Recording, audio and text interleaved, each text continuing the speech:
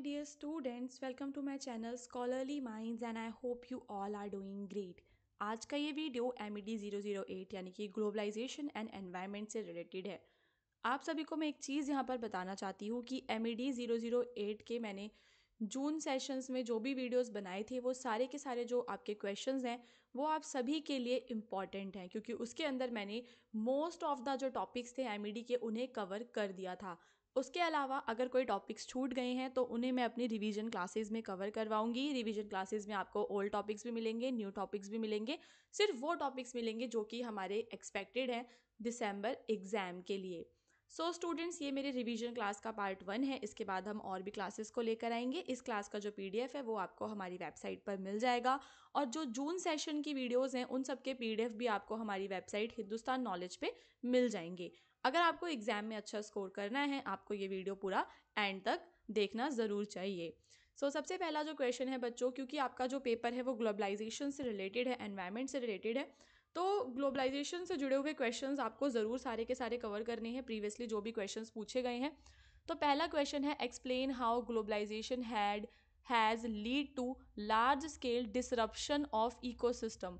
Globalisation की वजह से जो हमारा इकोसिस्टम है उसका लार्ज स्केल डिसरप्शन कैसे हो जाता है, कुछ एग्जाम्पल्स के साथ आपको बताना है। तो ग्लोबलाइजेशन की वजह से देखो बच्चों, जो डिफॉरेस्टेशन है वो बहुत ज़्यादा बढ़ता है, एग्रीकल्चर बढ़ता है और अर्बनाइजेशन बहुत ज़्यादा होता है। देखो, पेड़ों को काट दिया जाता है ताकि पेड़ों को काट कर वहाँ पर खेती की जा सके या फिर वहाँ पर शहर बसाए जा सकें। तो डिफॉरेस्टेशन इसका एक बहुत बड़ा कारण है। तो global demand for resources had lead to extensive deforestation. हमें जो डिफॉरेस्टेशन है वो बहुत ही ज़्यादा एक्सटेंसिव देखने के लिए मिलती है, particularly in tropical rain forest areas में।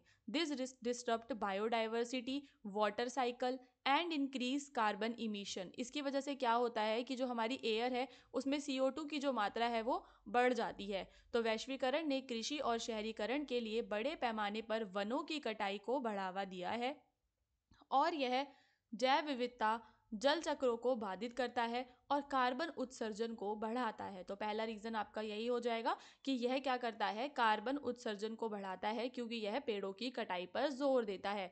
दूसरी चीज़ क्या है कि हमने क्या देखा कि नई नई जो इंडस्ट्रीज़ हैं उनका एक्सपेंशन होने लग गया, बॉर्डर्स के वहाँ पर जो है एयर, वाटर और जो सॉइल पॉल्यूशन है वो सब बढ़ गया है, जो कि इकोसिस्टम्स को और वाइल्ड लाइफ को बहुत ज़्यादा हार्म करने लगा है। तो सीमाओं के पार उद्योगों का विस्तार वायु, जल और मृदा प्रदूषण को बढ़ाता है, जो पारिस्थितिकियों और वन्य जीवों को नुकसान पहुंचाते हैं। फिर जो हमारा ग्लोबलाइजेशन है उसकी वजह से हमारा क्या हो रहा है, क्लाइमेट चेंज होने लगा है बहुत ज़्यादा।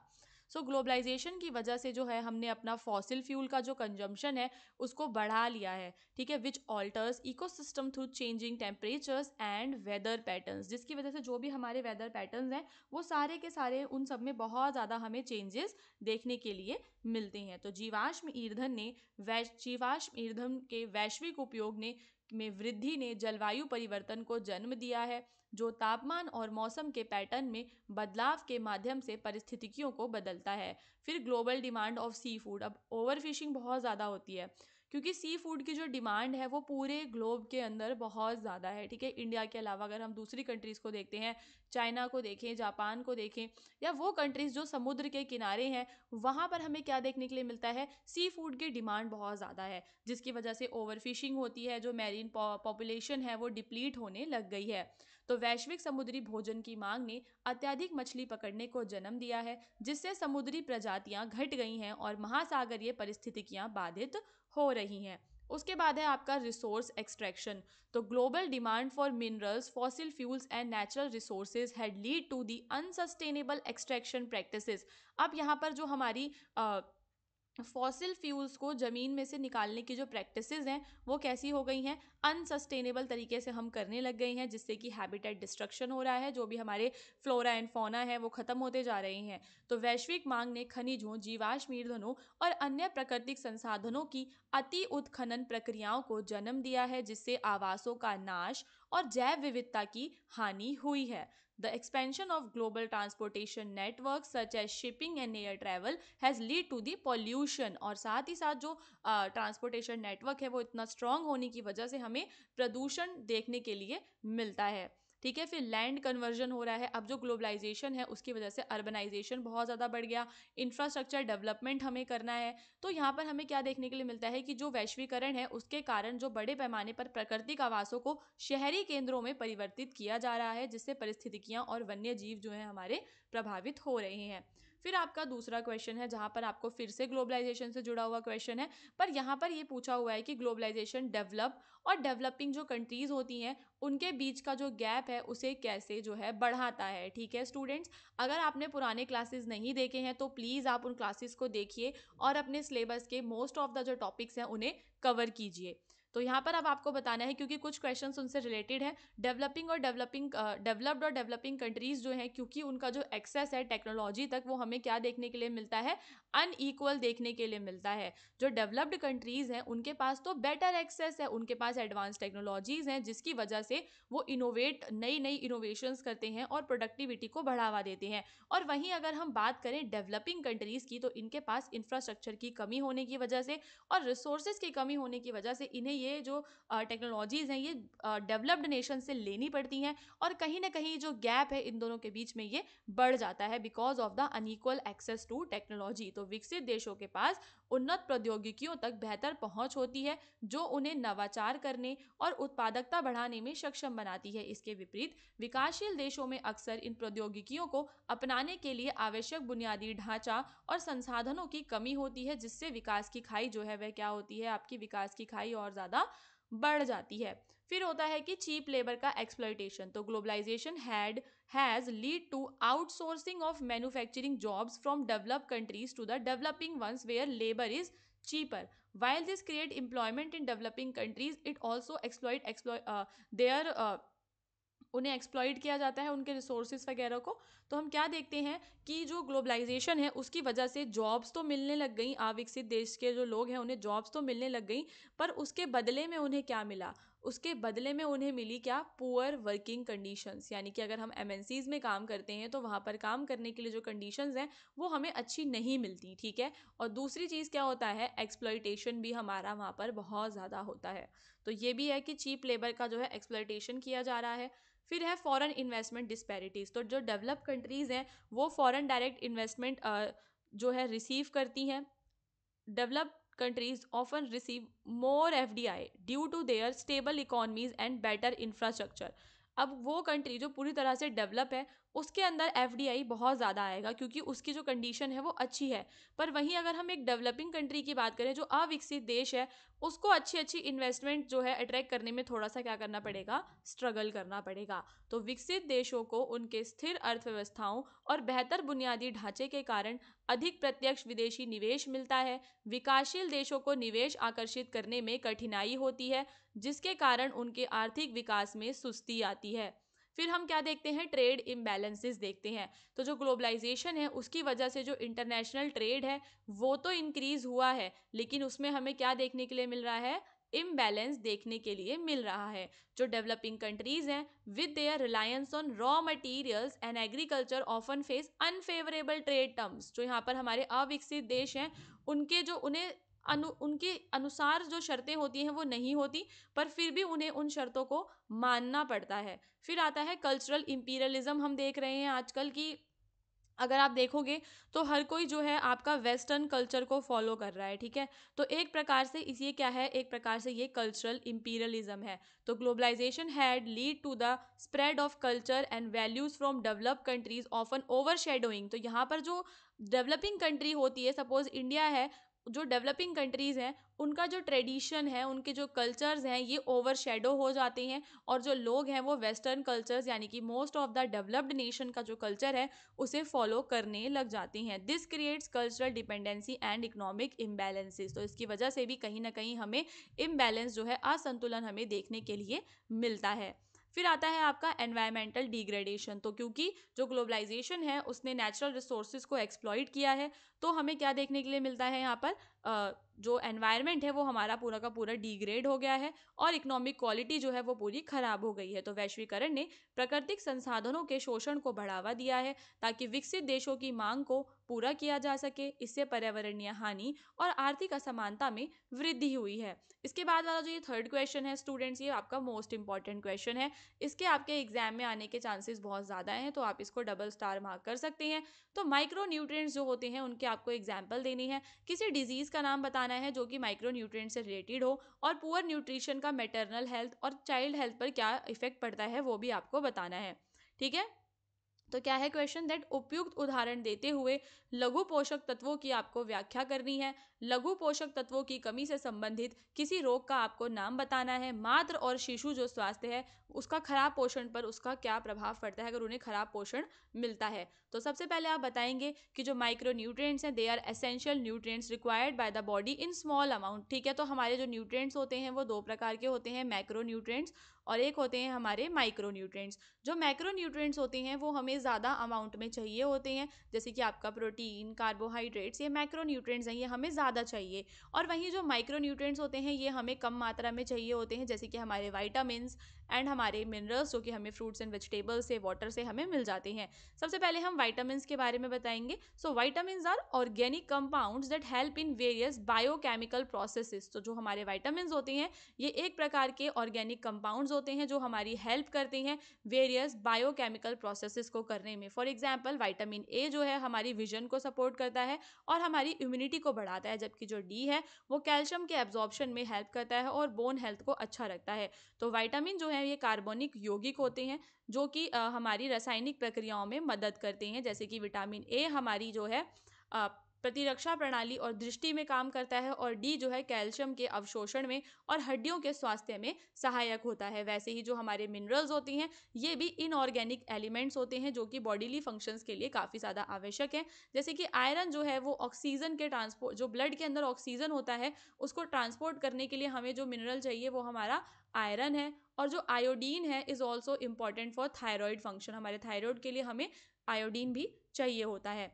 फिर होते हैं हमारे माइक्रो न्यूट्रिएंट्स या डेफिशिएंसी डिजीजेस जो हमें हो जाती हैं माइक्रो न्यूट्रिएंट्स की वजह से होती हैं।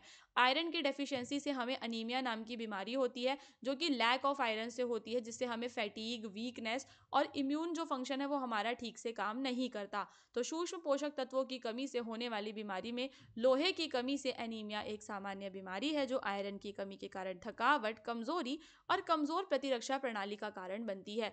अब यहाँ पर आपको क्वेश्चन में मैटरनल हेल्थ के बारे में बताना था। अगर पुअर न्यूट्रिशन नहीं मिलता माँ को तो जो मदर होती है उसको कॉम्प्लिकेशंस का सामना करना पड़ता है, जैसे कि उसे अनीमिया हो सकता है, और ये कोई बीमारी का नाम लिखा हुआ है ये हो सकती है, और उसका जो बर्थ वेट है बेबी का भी लो हो सकता है। अगर वो फॉलिक एसिड्स नहीं लेगी तो बर्थ में भी डिफेक्ट्स हमें देखने के लिए मिलते हैं। इसीलिए जो प्रेग्नेंट विमेंस होती हैं उनको आयरन और फॉलिक एसिड्स की जो टैबलेट्स हैं वो दी जाती हैं। फिर होता है effect of poor nutrition on child health, बच्चे की हेल्थ पर क्या इसका प्रभाव पड़ता है। तो जो बच्चा होता है खराब पोषण जो है वह बच्चे के विकास में क्या पैदा कर देता है, रुकावट पैदा कर देता है। ठीक है, जो मेल न्यूट्रिशन होता है can also lead to an increase risk of infection and chronic diseases भी बच्चे को हो जाती है। कुपोषण से लंबी लंबी जो बीमारियां हैं वो हो जाती हैं कि एक बार बीमारी होगी फिर लंबे समय तक ठीक नहीं होती। फिर आपको ग्रीन हाउस इफेक्ट के बारे में बताना है स्टूडेंट्स। तो मैं आपको बता दूं कि देखो जैसे कि जो हमारा एटमॉस्फेयर है, एटमॉस्फेयर जैसे कि हमारी अर्थ है, अर्थ के ऊपर एटमॉस्फेयर की पूरी लेयर है, और एटमॉस्फेयर के अंदर भी अलग अलग लेयर्स होती हैं। तो क्या होता है कि जो हमारा सन होता है, ठीक है, जो हमारा सन है, सन से जो रेज आ रही हैं अर्थ की तरफ, ठीक है, सन से जब भी अर्थ की तरफ रेज आती हैं तो एटमॉस्फेयर में जो वेरियस गैसेस हैं हमारी, वो सन की जो रेज आती हैं उससे हीट को क्या कर लेती हैं, ट्रैप कर लेती हैं। अब कुछ ऐसी गैसेस होती हैं जिन्हें हम क्या कहते हैं, ग्रीन हाउस गैसेस। अगर ग्रीन हाउस गैसेस की मात्रा बढ़ जाती है तो क्या होता है कि सन से जो आने वाली रेज होती हैं ये गैसेस क्या करती हैं, ज़्यादा एब्जॉर्प्शन करने लग जाती हैं, जिससे कि हमें ग्लोबल वार्मिंग देखने के लिए मिलती है कि जो हमारी धरती है उसका तापमान बहुत ज़्यादा बढ़ जाता है। ठीक है, तो ग्रीन हाउस के प्रभाव के बारे में आपको बताना है। तो जो ग्रीन हाउस है यह एक प्रकार की नेचुरल प्रोसेस होती है that occurs when certain gases in the earth atmosphere trap heat from the sun. क्या हो रहा है, सन से आने वाली हीट को ये ट्रैप कर ले रही हैं और ये स्पेस में वापस नहीं जा पा रहा। This help to maintain earth temperature and sustain life. ये ज़रूरी भी होता है, अगर हीट नहीं रहेगी, हीट ट्रैप नहीं होगी तो रात को बहुत ज़्यादा ठंड हो जाएगी और आप मर भी सकते हो। तो हीट ट्रैप करना ज़रूरी है। लेकिन ह्यूमन एक्टिविटीज़ की वजह से जब हम फॉसिल फ्यूल्स वगैरह को जला रहे हैं तो इन गैसेस का कॉन्सेंट्रेशन बढ़ गया है, जिसकी वजह से अब हीट ज़रूरत से ज़्यादा ट्रैप होने लग गई है। तो इसी को हम कहते हैं ग्रीन हाउस इफेक्ट। तो process of the greenhouse effect आप लोग बताएंगे। तो solar energy from the sun reaches the earth and is absorbed by the surface.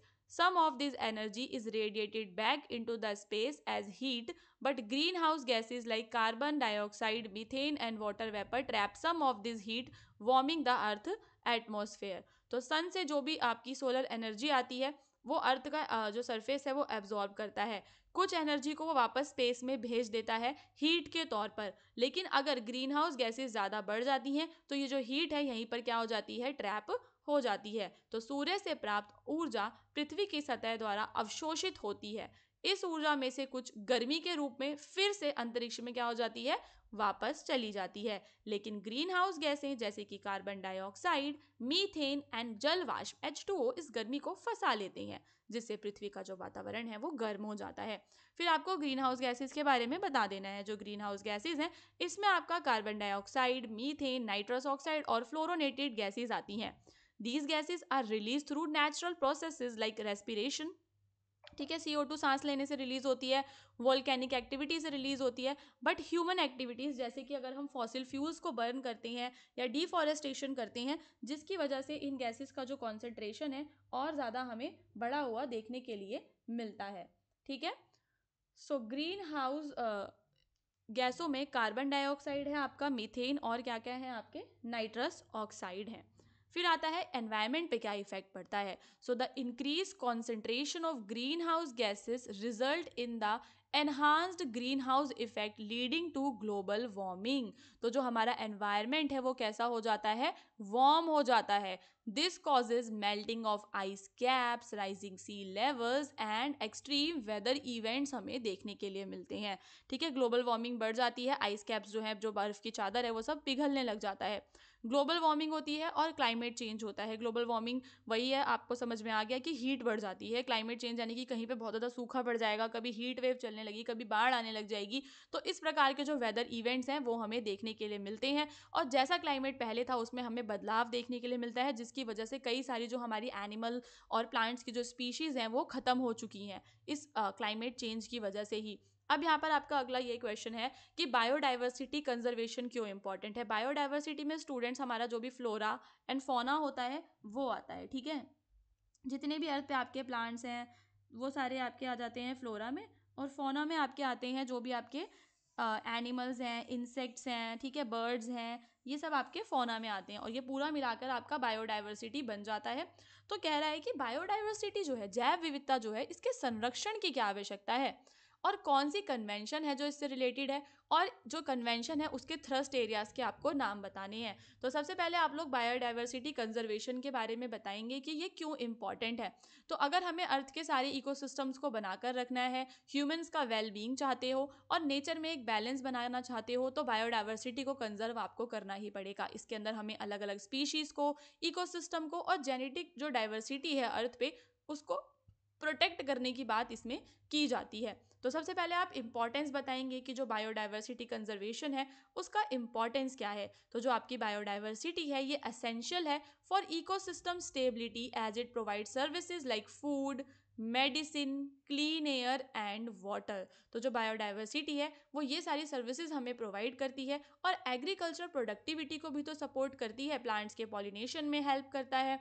तो यहाँ पर सबसे ये इसकी इंपॉर्टेंस है कि हमें इस वजह से इसको कंजर्व करना है क्योंकि इसके जो भी फायदे हैं वो आपको यहाँ पर लिखने हैं। तो जैव विविधता पारिस्थितिकीय स्थिरता के लिए महत्वपूर्ण है क्योंकि यह खाद्य, औषधि, स्वच्छ हवा और पानी जैसी सेवाएं प्रदान करती है। यह कृषि उत्पादकता का समर्थन करता है और पौधों के परागण में मदद करता है। बाढ़ और सूखे जैसे आपदाओं के खिलाफ पारिस्थितिकियों को स्थिर भी करता है। अब बायोडाइवर्सिटी को किस किस चीज़ से खतरा है?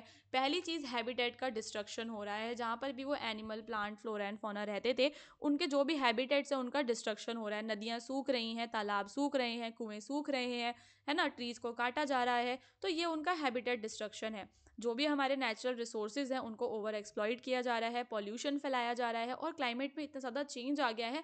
तो ये सारी की सारी जो चीज़ें हैं वो आज के समय में बायोडाइवर्सिटी के लिए खतरा बनी हुई है, जिसकी वजह से ये जो बायोडाइवर्सिटी है ये एक्सटिंक्ट हो जाती है, और जो इकोसिस्टम है वो पूरे के पूरे डिग्रेड हो जाते हैं। फिर एक कन्वेंशन है आपकी, convention on biological diversity, CBD, जो कि 1992 में अडॉप्ट किया गया था जब अर्थ समिट हुआ रियो डी जेनेरियो में। ये एक इंटरनेशनल एग्रीमेंट है जो बायोडाइवर्सिटी के कंजर्वेशन की बात करता है, और सस्टेनेबल डेवलपमेंट की शुरुआत भी यहाँ से ही हमें देखने के लिए मिलती है। तो ये जो है आपका CBD, जैव विविधता पर संधि, जो 1992 में रियो डी जेनेरियो में पृथ्वी सम्मेलन के दौरान अपनाई गई थी। जैव विविधता के संरक्षण, इसके सतत उपयोग को बढ़ावा देने और आनुवांशिक संसाधनों के उत्पन्न लाभों का न्याय संगत और समान रूप से वितरण सुनिश्चित करने के लिए यह एक मुख्य अंतरराष्ट्रीय समझौता है। तो आपको इस समझौते के बारे में पूरी डिटेल्स देनी है। फिर आप इसके थ्रस्ट एरियाज बताएंगे कि कौन कौन सी चीजें हैं जो इस समझौते के अंतर्गत कही गई थी। जैसे कि सबसे पहले इसमें कहा गया था कि जो भी बायोलॉजिकल डाइवर्सिटी है उसे कंजर्व, उसको बचाना है, सस्टेनेबल प्रकार से यूज करना है बायोडाइवर्सिटी के कंपोनेंट्स को, फेयर और इक्विटेबल शेयर होना चाहिए, यानी कि जो लोग हैं, जो भी आपके रिसोर्सेज हैं वो फेयरली हर किसी को मिलने चाहिए, लोकल लोगों को भी मिलने चाहिए। तो CBD के प्रमुख क्षेत्र क्या हैं? जैव विविधता का संरक्षण, जैव विविधता के घटकों का सतत उपयोग करना, और लाभों का न्याय संगत और समान वितरण करना। अब हमारा नेक्स्ट क्वेश्चन, हमें बताना है कि वोल्केनो क्या है और उसके अलग अलग टाइप्स क्या होते हैं। तो स्टूडेंट्स, जो वोल्केनो होता है, इट इज अ होल और a crack in the earth surface through which hot melted rock, ash and gases come out from inside the earth. तो अर्थ के अंदर जो भी आपका ऐश है, गैसेज हैं, मेल्टेड रॉक्स हैं, वो सारे के सारे बाहर आते हैं। ऐसा क्यों होता है? क्योंकि जो प्रेशर है इनसाइड द अर्थ वो बहुत ज़्यादा बढ़ जाता है, और जो मोल्टन रॉक है ये सरफेस से बाहर आने लगता है। टाइप ऑफ वोल्केनो में आपके शील्ड वोल्केनोज होते हैं। तो ये जो वोल्केनो है ये वाइट जेंटल स्लोप्स के होते हैं, और इनमें रनी लावा रहता है। इनके इरप्शन ज़्यादा वायलेंट नहीं होते। इसका एग्जाम्पल है आपका मोना लोआ इन हवाई, ठीक है, जो कि एक प्रसिद्ध शील्ड ज्वालामुखी है। फिर होते हैं आपके स्ट्रेटो वोल्केनो। ये जो है इनका, ये जो होते हैं स्टीप होते हैं, कोन शेप के माउंटेन्स होते हैं, इनके अंदर लेयर्स होती हैं, और इनका लावा हार्ड होता है। इनका जो इरप्शन है बहुत ज़्यादा एक्सप्लोजिव होता है, यानी डेंजरस होता है, ठीक है, एकदम से फूटते हैं ये। इसका एग्जाम्पल है आपका माउंट सेंट हेलेंस USA में, और माउंट फूजी इन जापान। ये दोनों स्ट्रेटो वोल्केनोज हैं। तो ये ज्वालामुखी तेज ढलान वाले और शंखाकार के होते हैं। ये पिघली हुई लावा और ज्वालामुखीय राख की परतों से बनते हैं। इनका विस्फोट अधिक हिंसक होता है। तो माउंट सेंट हेलेंस और माउंट फूजी प्रसिद्ध स्ट्रेटो ज्वालामुखी हैं। फिर होते हैं आपके सिंडर कोन ज्वालामुखी। सिंडर कोन जो होते हैं ये छोटे तीव्र ढलान वाले ज्वालामुखी होते हैं, जो विस्फोट के दौरान लावा के टुकड़ों में हवा में फेंके जाने से बनते हैं। जब ये टुकड़े ठंडे होते हैं तो वे छोटे टुकड़ों में बदलकर वेंट के पास जमा हो जाते हैं। इसका एग्जाम्पल है आपका मैक्सिको में सिंडर कोन एक वोल्केनो है जिसका नाम है परिक्यूटिन। फिर है आपका लावा डोम्स। तो ये जो लावा डोम्स होते हैं, स्टीप होते हैं, माउंड शेप के होते हैं, ठीक है, माउंड लाइक स्ट्रक्चर्स होते हैं। This lava does not flow easily, ठीक है, ईजिली ये फ्लो नहीं करता, और ज़्यादा ये स्लो होता है, और एक्सप्लोजिव ये नहीं होता। इसका एग्जाम्पल है आपका माउंट नोवारोप्टा इन अलास्का। लावा डोम का एग्जाम्पल क्या है बच्चों? आपका अलास्का का माउंट नोवा रोप्टा अपने विस्फोट के बाद लावा डोम बनाता है। फिर फिशर वोल्केनोज होते हैं। तो fissure volcanoes happen when lava erupts from a long cracks called fissures. तो लंबे लंबे क्रैक हो जाते हैं अर्थ के सरफेस में, जहां से जो लावा है वो निकलना शुरू होता है। ये किसी सिंगल एक सेंट्रल कोन की तरह नहीं, किसी होल से नहीं निकलते, बल्कि एक लावा की फील्ड क्रिएट कर देते हैं। So the Icelandic volcanic eruptions जो है इसका एग्जाम्पल है। अगर आपको इनको अच्छे से समझना है बच्चों, ज्वालामुखियों को, तो उसके लिए आपको यहाँ पर आप ना इनके पिक्चर्स देख सकते हो, इनको सर्च करके इनके पिक्चर्स देख सकते हो, या इनसे रिलेटेड आप लोग वीडियोस देख सकते हो, तो आपको ज़्यादा बेटर तरीके से समझ में आएगा। अगर आपको इस वीडियो का PDF डाउनलोड करना है तो उसको आप लोग अभी के अभी जाकर हमारी वेबसाइट हिंदुस्तान नॉलेज से डाउनलोड कर सकते हैं। उसके अलावा अगर आपने पुराने वीडियोस प्लेलिस्ट के नहीं देखे हैं तो प्लेलिस्ट का जो लिंक है मैं वो आपको डिस्क्रिप्शन में दे दूंगी। वहां से जाकर आप पूरी की पूरी प्लेलिस्ट में से all of the important questions को देख सकते हैं और अपने एग्जाम की जो प्रिपरेशन है उसको क्या कर सकते हैं, बूस्ट कर सकते हैं।